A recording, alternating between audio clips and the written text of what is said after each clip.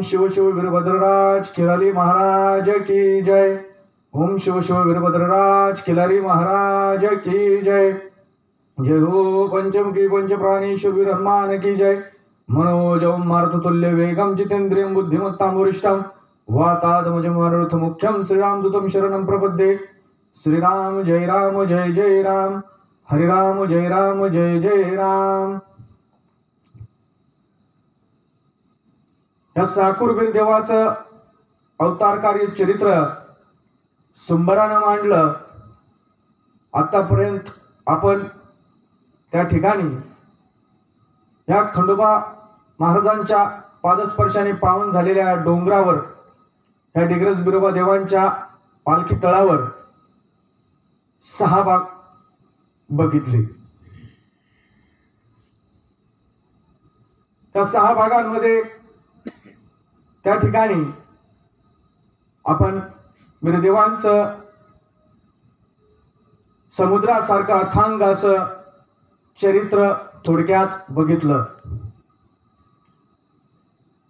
आणि त्या ठिकाणी 6व्या भागामध्ये आपण बघितलं की कशा प्रकारे त्या दुर्डीदापूरच्या म्हाळोबा भक्ताने घोडेगिरात वीरदेवांची सेवा केली, वीरदेवांची तपश्चर्याला पूर्णत्वास नेण्यात मदत केली आणि नंतर श्रीकृष्णांच्या श्री विठ्ठलांच्या आज्ञेवरून श्री बिरोबादेवांना उठवण्यासाठी भोयरात जाऊन त्या ठिकाणी बिरोबादेवांना उठवलेलं आहे।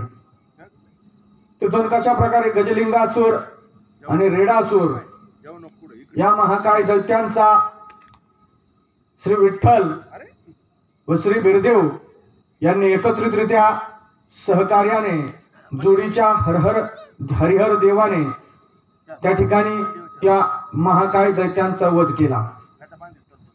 तिथून देव म्हाळोबा सोबत पवित्र अशी ज्योतिर्मय स्वरूप बिरलिंग 5 तांदळी घेऊन या म्हाळोबा सोबत आपल्या उत्तर भागामध्ये देव आलेले आहेत।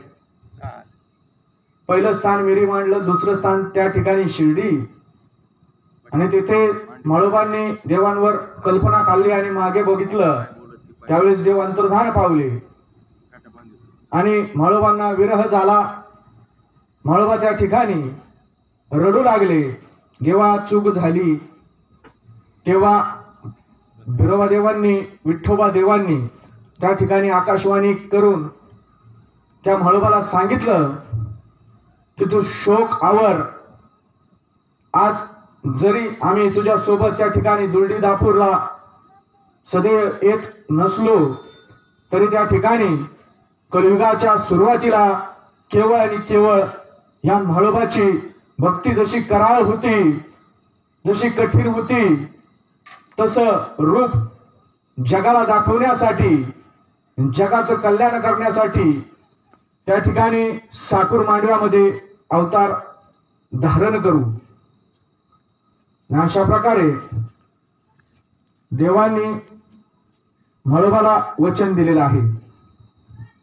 तिथून म्हाळोबांनी पुढील उर्वरित 3 तांदळे 3 लिंग दिव्य ज्योतिर्लिंग बिरुलिंग यांची स्थापना आपल्या भागामध्ये केलेली आहे आणि तेव्हापासून या भागामध्ये बिरुदेवाचा गजर घाट चालू झालेला आहे। बिरुदेवाची या उत्तर भागामध्ये भक्ती लोक करू लागलेले आहेत। म्हाळोबांनी कठीण भक्ती करून केवळ आणि केवळ त्या महिमांतक महालिंगरायाच्या त्या म्हाळोबाच्या पुण्याईने आज ह्या उत्तर भागात आपण ह्या बिरोबा देवाचं गुणगान गात आहोत, त्याची सेवा चाकरी करत आहोत आणि आपल्या मनुष्य जन्माचं कल्याण करत आहोत। आता इथून पुढे घटना कशी घडली आणि ह्या बिरदेवाच्या चरित्रात काय काय रोमांचकारी प्रसंग घडत आहे ते आज या 7व्या भागामध्ये आपण बघणार आहोत। म्हाळोबांनी भक्ती केली, देवाला उत्तरेत आणलं आणि तिथून पुढे देव दक्षिणेत कार्य केलं.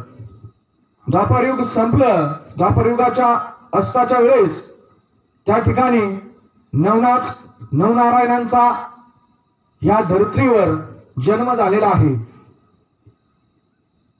आणि द्वापारयुग संपलं, कलियुगाची सुरुवात झाली.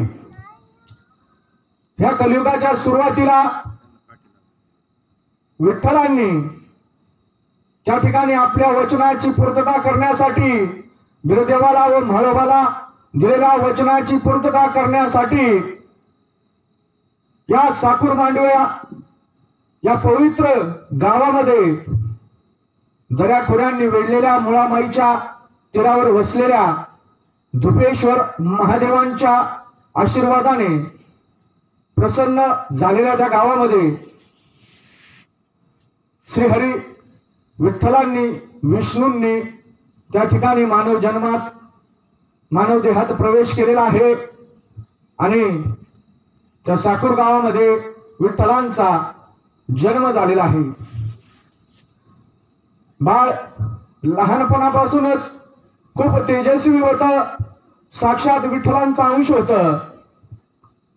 आणि त्याच्या कुंडलिकाच्या वेळेस ज्यावेळेस पंडित ब्राह्मणांनी त्याची कुंडलिका काढली त्यावेळेस त्या कुटुंबाला सांगितलं की तुमच्या कुळामध्ये महान अवतार कार्य होणार आहे आणि साक्षात श्री हरी विष्णूंचा अवतार तुमच्या घरामध्ये जन्मलेला आहे. अशा प्रकारे विठोजींचा जन्म झाला.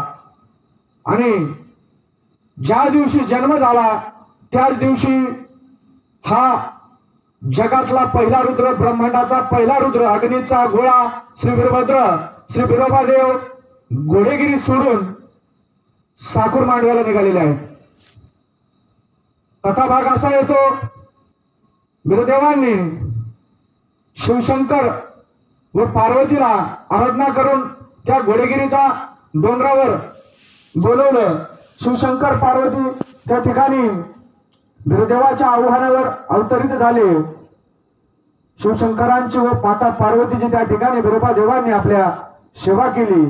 आणि माता पार्वतीला आग्रह धरला की हे माते, या बिरोबा अवतार कार्यामध्ये ह्या वीरभद्राने आज बिरोबा देवाने ज्याप्रमाणे मनुष्य देहात प्रवेश केला त्या मनुष्य मानवी देहात पंचमहाभूतांनी जगडलेल्या शरीरावर या घोडेगिरी डोंगरामध्ये या भुयारामध्ये तपश्चर्या करून विजय मिळवला. आणि हा वीरभद्र पुन्हा अग्नीचा गोळा झालेला आहे. या संबंध अवतार कार्यामध्ये मी गळ्यामध्ये शिवलिंग धारण केलं, शिवशिव नामाचा जाप केला आणि भगवान शिवशंकरांची, जगजगदीश्वरांची, ब्रह्मांड नायकांची मी सेवा केली. परंतु आजपर्यंत ह्या अवतार कार्यात हे माते तुझी सेवा मला करण्याचं भाग्य लाभलं नाही. श्री बिरोबादेव माता पार्वतीला म्हणत आहे. तेव्हा बिरोबा देवांनी माता पार्वतीला आग्रह धरला की विठ्ठलाने दिलेल्या वचनानुसार आज त्या ठिकाणी इथून 316-60 कोस दूर उत्तरेत साकूर मांडव्यात जन्म घेतलेला आहे आणि मला अवतार कार्य करायचं आहे. विठ्ठलासोबत पुन्हा ह्या कलियुगात जनकल्याण करायचं आहे. आणि मी इथून आता घोडेगिरी सोडून त्या उत्तर भागामध्ये त्या साकूर मांडव्यामध्ये निघालो आहे. तेव्हा हे माते, ह्या अवतार कार्यात तुमची मला सेवा करायची आहे, मला तुमची सेवा करण्याची इच्छा आहे. तेव्हा बिरोबा देवांनी माता पार्वतीला आग्रह धरला की आपण काया कपिल्या गायीच्या रूपामध्ये या घोडेगिरीच्या जंगलामध्ये अवतरित व्हावे. मी आपल्या उजव्या पायाची 14 वर्ष सेवा करणार आहे. बिरोबा देवांनी माता पार्वतीला आग्रह धरलाय. आणि अशा प्रकारे माता पार्वतीने तो आग्रह मान्य केला आणि माता पार्वतीने काया कपिल्या गायीच्या स्वरूपामध्ये अवतार त्या ठिकाणी धारण केला. काळी कपिली गायी त्या घोडेगिरीच्या जंगलांमध्ये चरू लागली आणि बिरोबा देव अगदी सूक्ष्म स्वरूपात, लिंग स्वरूपात त्या पार्वती मातेच्या त्या काळ्या कपिल्या गाईच्या खुरामध्ये, उजव्या पायाच्या खुरामध्ये जाऊन सेवा करू लागलेले आहेत. अशाच प्रकारे त्या घोडेगिरी गावामध्ये एक दिवस काय होतं, एक लमाण बाबा म्हणून गवळी समाजाचे फार मोठ्या गाया आहेत त्यांच्याकडे, त्यांचा तांडा त्या घोडेगिरी गावामध्ये दाखल होतो. त्या डोंगराच्या आजूबाजूला चारणी चालू होते आणि तिथून ती कपिला गाय त्या कळपामध्ये सामील होते. तो तांडा, तो लमाण बाबांचा तांडा तिथून चारणी करत करत घटप्रभा नदीला पार करून उत्तरेकडे सरकू लागतो. अचानक ती काळी कपिला गाय त्या तांड्यात सामील झाली आणि दिवसेंदिवस त्या लमाण बाबाची प्रगती त्या ठिकाणी, कल्याण त्या ठिकाणी होऊ लागलंय. लमाण बाबांना दिव्यत्वाचा अनुभव येऊ लागलाय.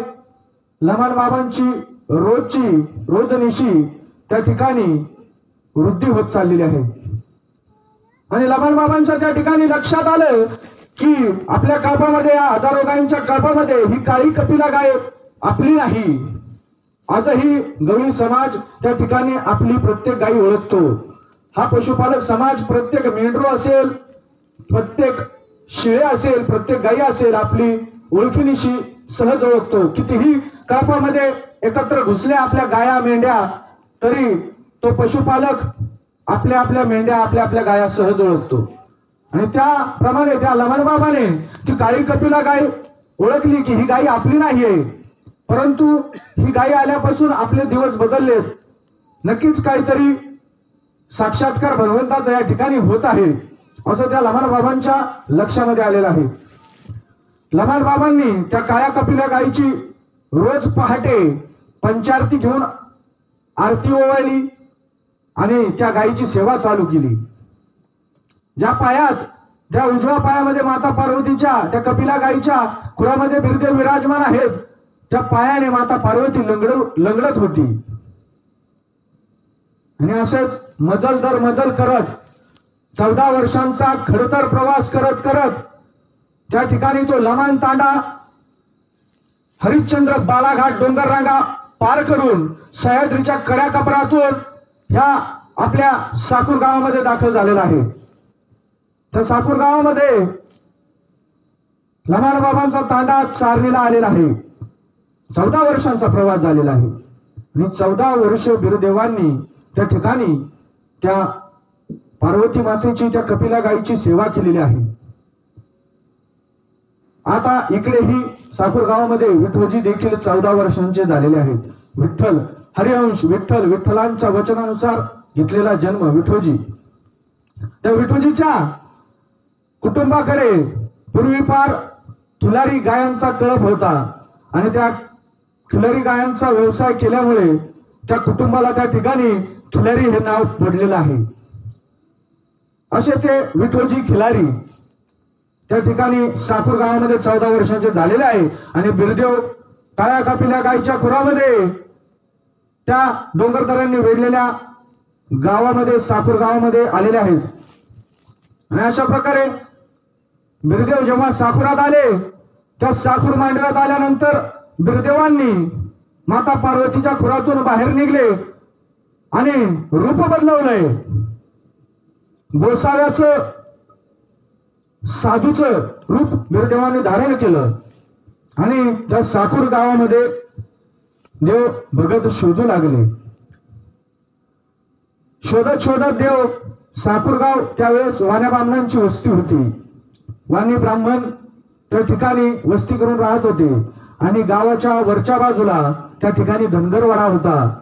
त्या धनगरवाड्यावर आले देव आणि बाहेरून हाक मारू लागले की जोगड्याला कोणी पोटाला अन्न देतंय का. तर त्यावेळेस विठोजी 14 वर्षाचे आहेत, बाळ आहेत. यांचे वडील त्या ठिकाणी बिरदेवांना चरवी भरून दूध घेऊन आले.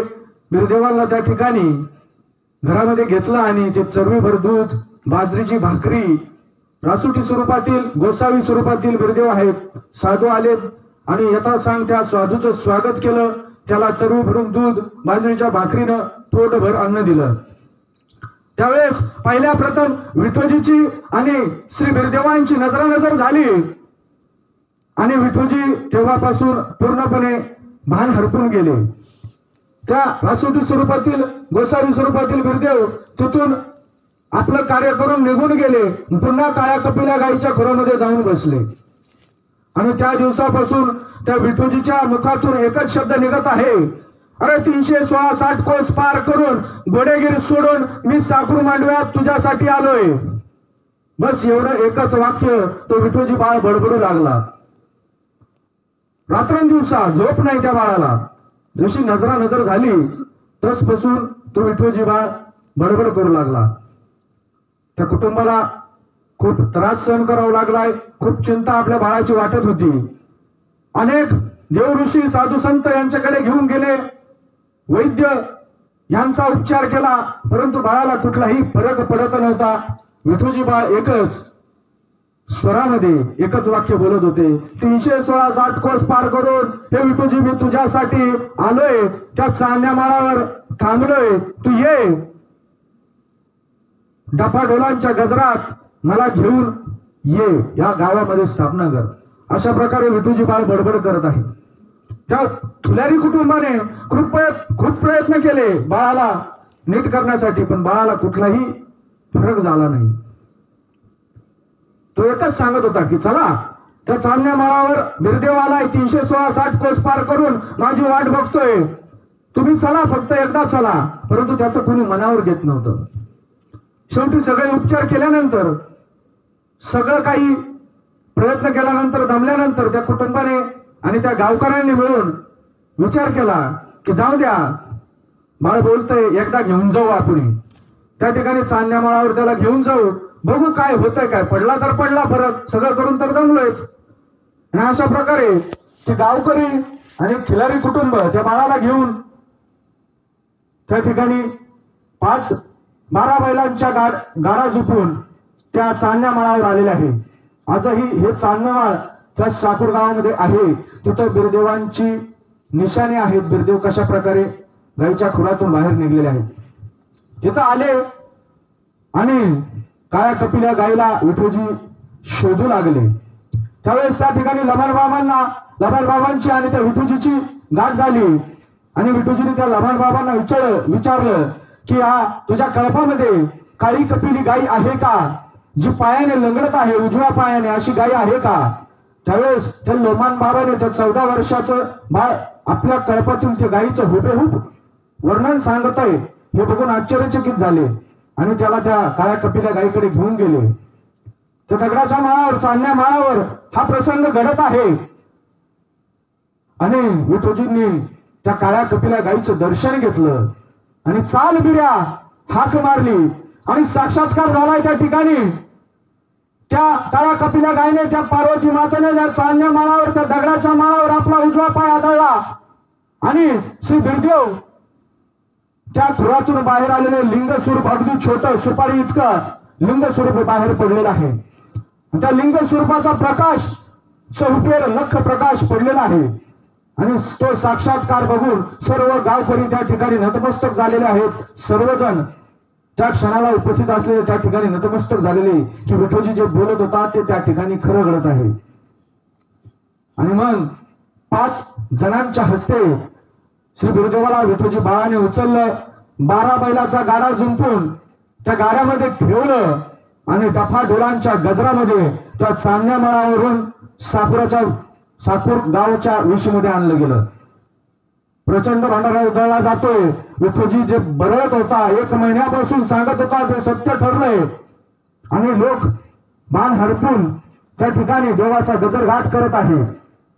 आणि विठोजीला सांगितल्याप्रमाणे विठोजीला बिरदेवांनी सांगितलं होतं की ज्यावेळेस मला 12 बैलाचा गाडा जुंपून चांदण्या माळावरून या साकूर गावामध्ये घेऊन येशील, त्यावेळेस तुझ्या 12 बैलांच्या गाड्याचा चाक त्या ठिकाणी गावामध्ये एका ठिकाणी आल्यावर रुतल, 12 बैलांची ताकद कमी पडेल, ते चाक बाहेर निघणार नाही.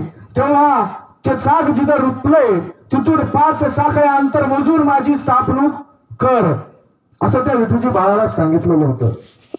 विठोजी बाळ आणि गावकरी बिरदेवाला घेऊन वाजत गाजत त्या ठिकाणी साकूरमध्ये आले आणि आज ज्या ठिकाणी गुरुदेव आहेत त्या ठिकाणी तो 12 बैलांचा गाडा गुंतला, ते चाक रुतलं, जमिनीमध्ये रुतलेलं आहे. आणि मग विठोजीने सांगितल्याप्रमाणे जिथून चाक रुतले तिथून 5 साखळ्या अंतर मोजून गुरुदेवांची त्या ठिकाणी लिंबाच्या खोडाला स्थापणूक झाली. स्थापणूक झाली आणि तो सुपारी एवढा लिंग होतं गुरुदेवांचं. त्याने भयानक साक्षात्कार केला आणि जगजगदीश्वर ब्रह्मांडामधील गुरुदेवांची एकमेव गादी असं रूप धारण केलं. अकराळ विक्राळ भव्य दिव्य रूप त्या ठिकाणी ब्रह्मदेवांनी धारण केलं. सर्व नगरजन सर्व गावकरी त्या ठिकाणी ब्रह्मदेवांचा एवढा भयानक साक्षात्कार पाहून देवाला नतमस्तक झालेले आहेत. खूप भयानक प्रसंग आहे. चौफेर लख प्रकाश पडला आणि गुरुदेवाने जगातील सर्वात मोठं रूप धारण केलं. ज्याप्रमाणे या शिर्डी मनामध्ये आकाशवाणी झाली होती की हे माया, तुझी भक्ती अकराळ विक्राळ आहे, कराळ आहे, कठीण भक्ती आहे. अगदी तसंच रूप मी त्या साकूर मांडवामध्ये केवळ तुझी भक्ती या जगाला दाखवण्यासाठी धारण करेल. आणि ते वचन गुरुदेवांनी पाळले. त्या ठिकाणी त्या सुपारीच्या एवढ्या लिंग स्वरूपाने भयानक रूप धारण केलेलं आहे, जे आज आपण आपल्या डोळ्यांनी बघतो. गुरुदेवाची स्थापना झाली आणि साकूर व पंचकृषी गुरुदेवांच्या भक्तीमध्ये दंगून गेलेले आहेत. आजूबाजूच्या गावांमध्ये त्या ठिकाणी बातमी पसरली की गुरुदेव घोड्यागिरी सोडून 316 कोस पार करून विठोजी भक्तासाठी या साकूर नगरामध्ये आलेले आहेत आणि भयानक असं रूप धारण केले. आणि लोक दूरदूरवरून गाड्या बैल जुंपून गुरुदेवाच्या दर्शनासाठी येऊ लागले. रात्रंदिवस त्या ठिकाणी भर पडू लागले. देवाच्या ओव्या गाऊ लागले, देवाचं गुणगान गाऊ लागले. देवाची महती वाढत चालली. ना भूतो ना भविष्यती गुरुदेव चरित्रामध्ये अशी घटना कुठंच घडलेली नाही. संबंध भारतामध्ये अशी घटना त्या साकूर मांडवात घडली. आणि त्या ठिकाणी भक्तीचा महापूर आला, गजरघाट चालू झाला. विठूजी बाळ लहानचं मोठं होत होतं आणि ठरल्याप्रमाणे देवी अंश श्री विठ्ठल जसं वचन म्हाळोबाला दिलं होतं की हे माळ्या, तो या भुयारात गेला, ह्या घोडेगिरीच्या भुयारात गेला. या बिरेला उठवण्यासाठी या श्रीकृष्णाने खूप प्रयत्न केले, परंतु तो बिऱ्या तापावरून उठला नाही.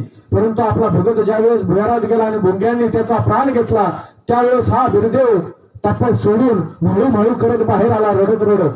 ही भक्ती ह्या विठ्ठलाला खूप आनंददायी आहे. आणि हा विठ्ठल ही भक्ती पाहून या बिराची सेवा करण्यासाठी कलियुगामध्ये साकूर गावामध्ये मानवदेह धारण करेल ते वचन विठ्ठल पाळू लागले.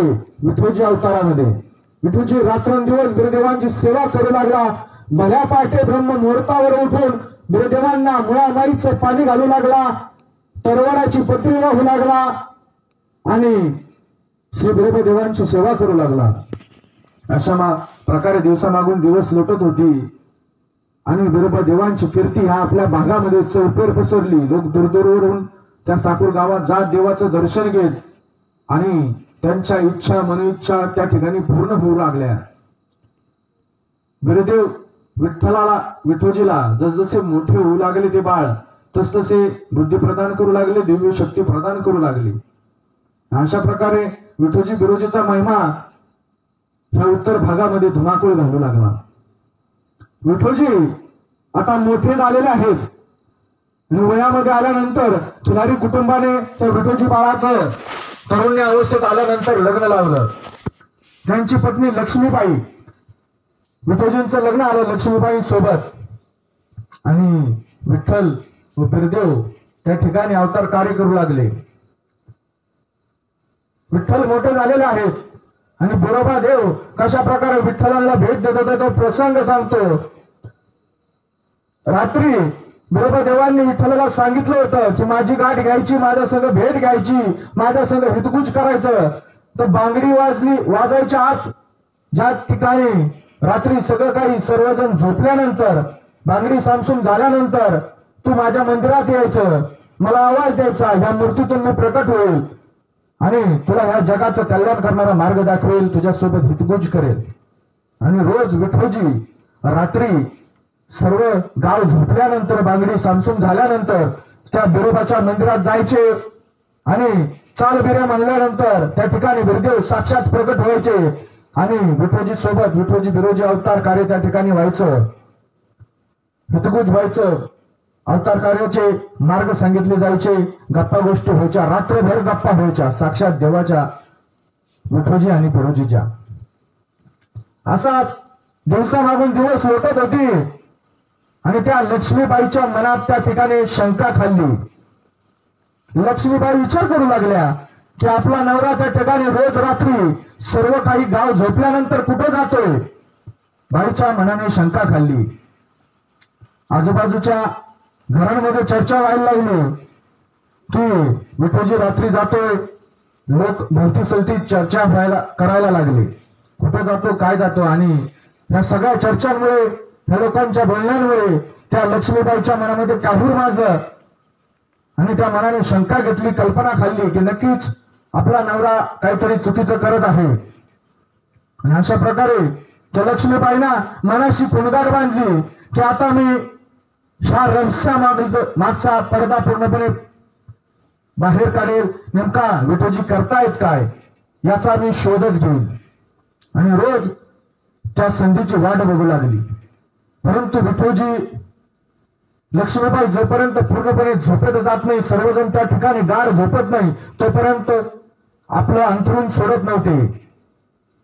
परंतु एक दिवस घटना घडली.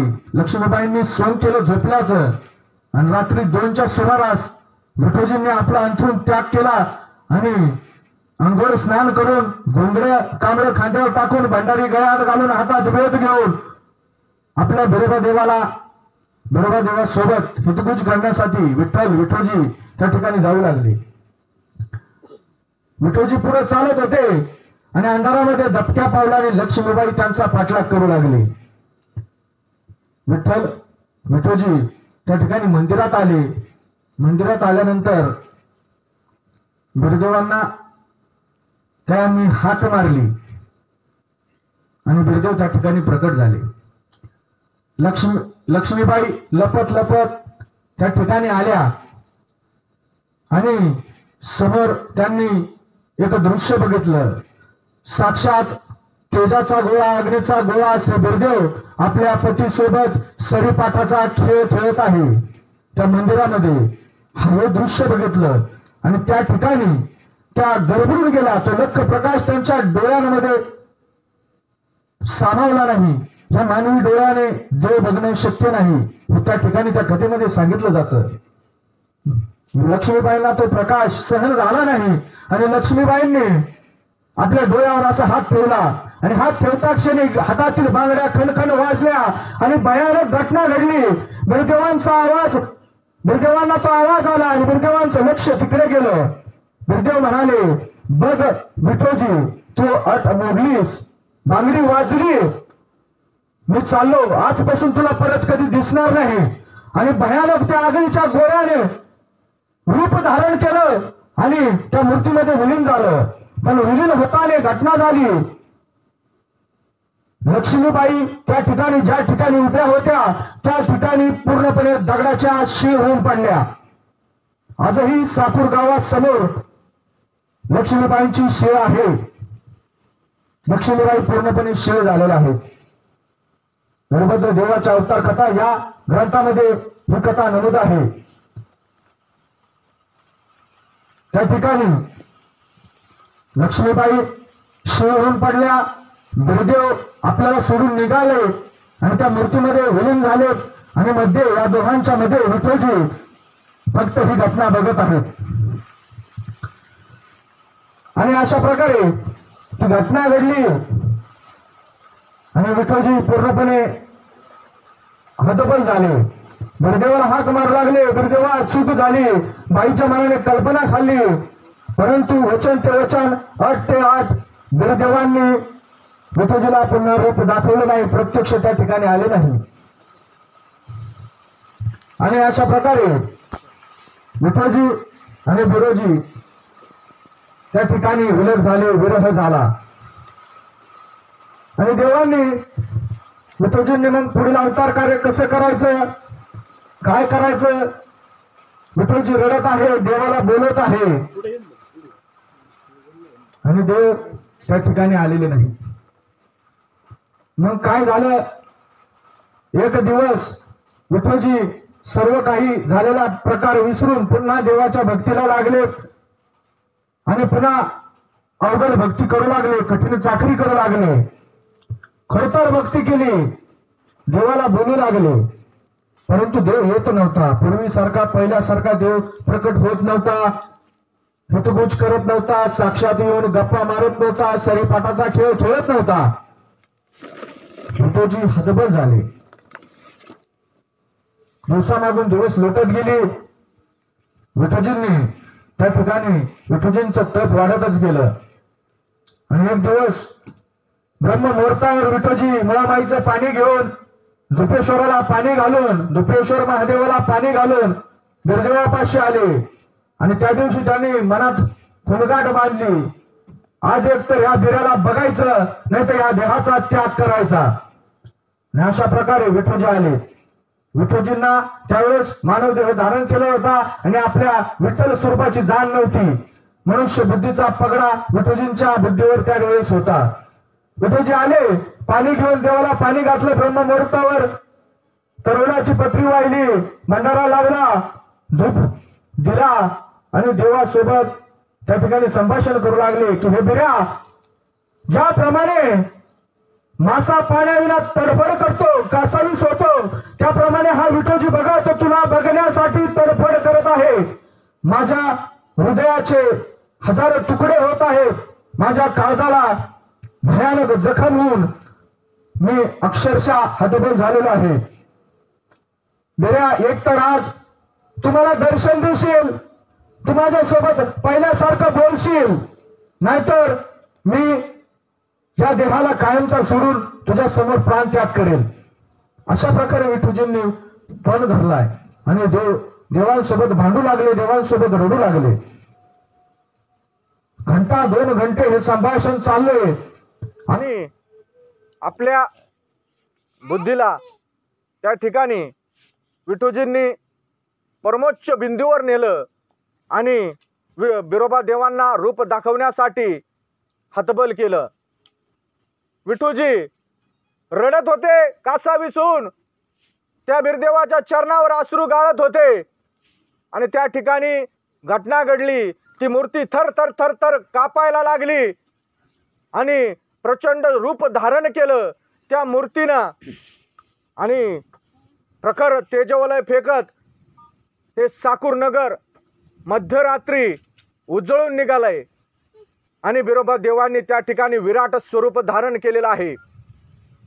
जणू काही आकाशामध्ये एकाच वेळेस 1000 सूर्य उगवले असतील एवढा प्रकाश त्या साकूर नगरामध्ये पडला आहे. माझ्या बिरोबा देवाने विराट स्वरूप धरलेलं आहे. जगामध्ये बिरदेव अवतार कार्यामध्ये असं कुठलंच स्थान नाही की ज्या ठिकाणी बिरदेवांनी विराट स्वरूप धरलंय. ते केवळ आणि केवळ हे साकूर मांडव आहे. बिरोबा देवांनी विराट स्वरूप धरलंय. ब्रह्म, विष्णू आणि महेश्वर हे विराट स्वरूप विठ्ठलांनी महाभारतात अर्जुनाला दाखवलं होतं आणि आज या बिरदेवांनी या विठोजीला दाखवलं. हजारो मुख आहेत देवाची, हजारो हात आहेत, हजारो पाय आहेत, हजारो डोळे आहेत आणि त्या भगवंताचा, त्या परमात्म्याचा, त्या ब्रह्मांडाच्या राजाचा प्रकाश भयानक आहे. आणि अशा प्रकारे बिरोबा देवांनी विराट स्वरूप धारण करून विठ्ठलांना उपदेश केला. हे बघ विठ्ठला, तू तुझा अवतार विसरलायस. मनुष्य बुद्धीने तुझ्या मस्तकावर पगडा घेतलाय, तू विसरलायस तू कोण आहे. बघ माझ्या या रूपाकडं, बघ या विराट स्वरूपाकडं आणि आठव की तू कोण आहेस. डोळे भरून त्या ठिकाणी विठोजींनी ते विराट स्वरूप बघितलं. जगामध्ये केवळ 2च व्यक्ती ते विराट स्वरूप बघितलेलं आहे, अर्जुन आणि हा विठोजी. विठोजींनी ते रूप बघितलं आणि तत्क्षण आपण विठ्ठल असल्याची, श्रीकृष्णांचा अवतार असल्याची विठोजींना जाण झालेली आहे. भगवंतांनी पूर्णपणे मानव बुद्धीचा पगडा असलेल्या त्या विठोजींचा उद्धार केला आणि विठोजींनी विठ्ठल स्वरूप धारण केलं. आपण विठ्ठल असल्याची जाण झाली आणि त्या ठिकाणी बिरदेवांनी आपलं निज स्वरूप धारण केलं आणि सांगितलं की बाबा आपल्याला विठोजी आणि बिरोजी अवतार कार्य करायचंय, जगाचं कल्याण करायचंय आणि यासाठी आपण या साकूर मांडव्यामध्ये आलेलो आहोत. आणि अशा प्रकारे विठोजी व बिरोजी तेथून अवतार कार्य चालू झालं. विठ्ठल व बिरदेव यांचं अवतार कार्य उत्तर भागामध्ये होऊ लागलं. भंडारा आणि भस्म घेऊन विठोजी गाव हिंडू लागले, जनकल्याणाचं कार्य करू लागले. लोक साकुरात येत विठोजींच्या चरणी दर्शन घेत, बिरदेवांच्या चरणी दर्शन घेत आणि आपल्या अडीअडचणी इडापिडा त्या ठिकाणी दूर करून घेत. अशा प्रकारे हे विठ्ठल व बिरदेव अवतार कार्य त्या ठिकाणी घडलं. जगामध्ये अशी कुठलीच गादी नाही की ज्या ठिकाणी बिरोबा देवांनी विराट स्वरूप धारण केलंय, ब्रह्मांड स्वरूप धारण केलंय. ती केवळ आणि केवळ आपलं साकूर मांडव आहे आणि हे साकूर मांडव याच कारणामुळे जगामध्ये प्रसिद्ध आहे. अशा प्रकारे हा विठोजी आणि बिरोजीचं अवतार कार्य झालं आणि त्या ठिकाणी आपल्या आज आयुष्याला खऱ्या अर्थाने अर्थ प्राप्त करणारं ते स्थान आहे साकूर मांडव. आपल्याला मोक्षाचा मार्ग दाखवणारं स्थान आहे ते साकूर मांडव. आपल्या मानव जन्माचं कल्याण करणारं स्थान आहे ते साकूर मांडव. आणि त्या ठिकाणी बिरोजी व विठोजी या दोघांचं अवतार कार्य झालेलं आहे. अशा प्रकारे आजचा हा 7वा भाग मी समाप्त करतो. आणि त्या ठिकाणी बिरदेव अग्नीचं घर कसं आहे, बिरदेवांनी दक्षिण भागात बिरोबा तर या उत्तर भागात वीरभद्र स्वरूप अग्नीचं स्वरूप कशा प्रकारे धारण केलं आणि ते कशा प्रकारे शांत झाले, हा कथा भाग उद्याच्या भागामध्ये आपण जाणून घेऊ. अशा प्रकारे या भागाची मी समाप्ती करतो. बोला बोला साकूरच्या बिरोबाचं, बोला बोला घोड्यागिरीच्या राजाचं, बोला बोला दुलडीच्या म्हाळुबाचं. धन्यवाद.